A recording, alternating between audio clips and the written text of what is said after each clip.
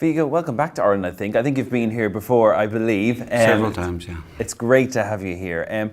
Let's start off with this movie. I mean, Captain Fantastic, I absolutely loved the movie, but you're so it's so rare you bring out a movie, so nobody knows what you're going to bring out and what it's going to be like. So why did you choose this project? Because you're famously selective in what you do.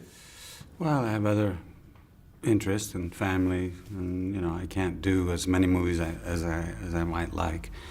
It's hard to find a story as good as this one, and when one comes your way and they're interested in you, you're happy, This was one of the best scripts I'd read. I realized that, after a few pages, this is going to be a special story. I hoped it would end well. A lot of times the story starts out quite well and then it doesn't quite hold together, but this was good from start to finish, and I met the director, liked his ideas a lot, so very happy to do it. And your character Ben in the movie, I mean, he's a pretty hard dad. Like, he's hard on his kids, but I suppose some would say in a good way. Do you think Ben is a good parent overall?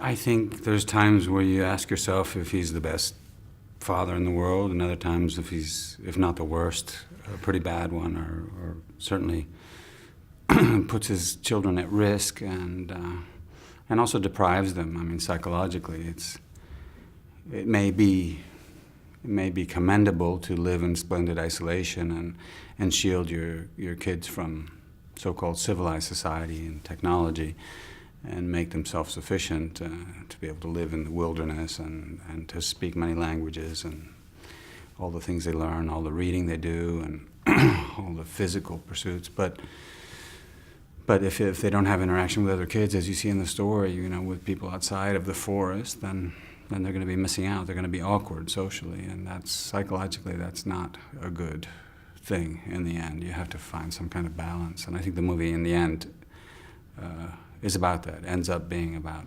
finding balance, making a compromise. I mean, every family has a different journey. There's no parent that's like another parent. There's no child that's like another child, and each day is different for those people too. So.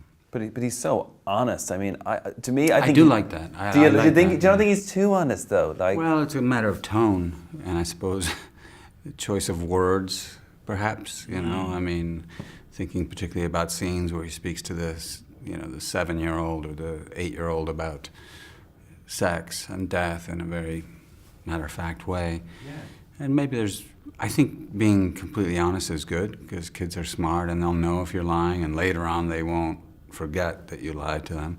You don't have to make up a complete lie, but you can soften the information, maybe. So he's a bit brutal, but I basically agree with the premise of being honest and having open discourse with your kids and treating them as equals. Okay. Intellectually, I think that's a good thing. And speaking of the kids, I mean, these actors are amazing. Yeah, They're like, for child actors, because they say you should never work with the children. And somebody who's so selective, obviously you don't believe in that, in what roles you do. Obviously you don't believe in that rule. I assume if you took on this movie with, is there seven of them?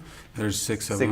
And and I've done other movies with kids, and they say don't work with animals either. I get along great with kids and animals. In fact, they're much more animals and small, young children are very, their instincts are good. I mean, their attention span might not be, a horse or a 6-year-old child. They may not be good for, 10 takes. Yeah. But on an independent movie like this, you only have time for a couple anyway. Yeah. It's a question of finding kids who are intelligent, who are talented and willing to learn. I was worried about that when I read the script. I thought, well, it's a great script, but if we don't find six geniuses who are also, elite caliber athletes, we can't make a great movie. But the director, he did find them.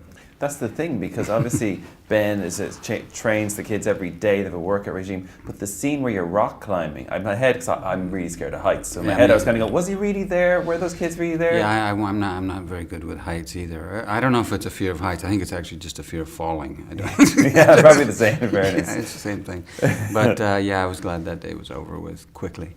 Yeah. They weren't afraid at all. The youngest ones were just swinging about and climbing up and down. And but that was a good scene. We worked on that together in the weeks before shooting, and that was one of the important things in the preparation, and why I think you believe that this is a real family, that you believe that these are siblings and that they're my kids.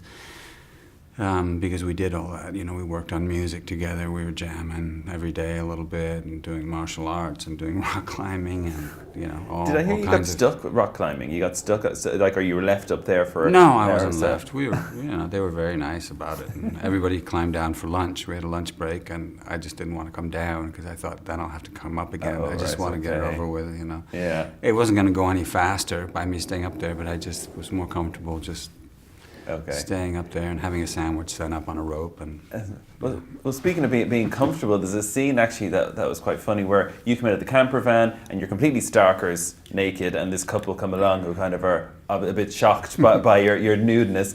Are you totally comfortable in yourself then? Because from that, I assume there's a whole set of people looking at you, because you were genuinely fully naked for that scene. So do you do you have any problem with that, or like when you saw in the script, or is it just whatever? That's just part of being an actor. No, it's silly to do a scene like that if it's not going to help the story. If it's going to be a distraction and take you out of the movie, then there's no point in it. But I spoke with the director about it before, and I agreed with him. It's funny, without giving away the context, and it follows scenes where, the youngest of the kids has a habit of running around naked all the time, and we just have this one unwritten rule that's clothes on when we eat, and he gets to turn that around on me, so it's sort of funny. No, it seemed right. It seemed like in the family ethos or philosophy, there's a healthy relationship with the body, with death, the idea of illness, age, the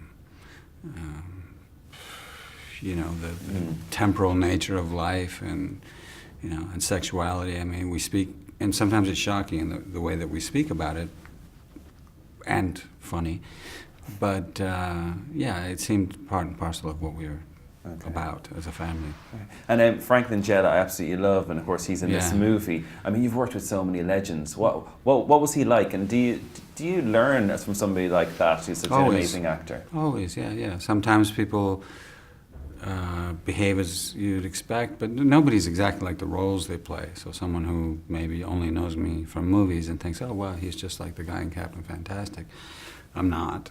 And it's only when you work with someone, I've been told, at times, don't work with her or don't work with him because they're difficult or they're, testy or something. And then you end up working them and you get along well. So until I meet someone, I don't really... you see how it goes. But he's obviously he's done a lot of great work in the theater and in movies, and he did a really good job. It was hard to do what he did. He plays the grandfather, and he's, in a way, our nemesis, or my nemesis, because his character has conservative values, and he thinks that what we've done, his daughter and I, and by taking our kids out into the forest to live in this way, that it's brutal and unfair to the kids and dangerous and so forth. So he's kind of against that. But when you meet him in the story, he's not just a cardboard cutout bad guy in any way. He actually makes sense, and that's one of the strengths of the script, that you listen to him or you listen to my sister and make sense what they're saying, and I have to make adjustments, my character, Yeah, absolutely. And I heard that on the set of this film, the director said no mobile phones are allowed. Is this just one of those internet rumors, or No, is that true? he did that, and the kids did comply. And did you think is that a good? Because in this day and age, you great. can't go anywhere though. Was it good? I think it's wonderful. I think it should be like that on every movie. Yeah. Yeah, And definitely. would you be a big mobile phone user? Like, do you think they should ban it in restaurants and all sorts of places? Because maybe I find it rude and strange that people are on their phones when they're sitting across from someone they supposedly love or are wanting to have lunch or dinner with. I think it's odd. Just put the thing away. How important is it, Yeah. Or go outside. It's like, if you can't smoke in a restaurant, you shouldn't be able to talk on the phone in a restaurant. You should go outside and do it. Very true. Right. On that note, it's been a pleasure to talk to you, Viggo. Thanks so much for coming to Dublin, and congratulations on Captain Fantastic. Thank you. FM 104. Dublin's hit music station.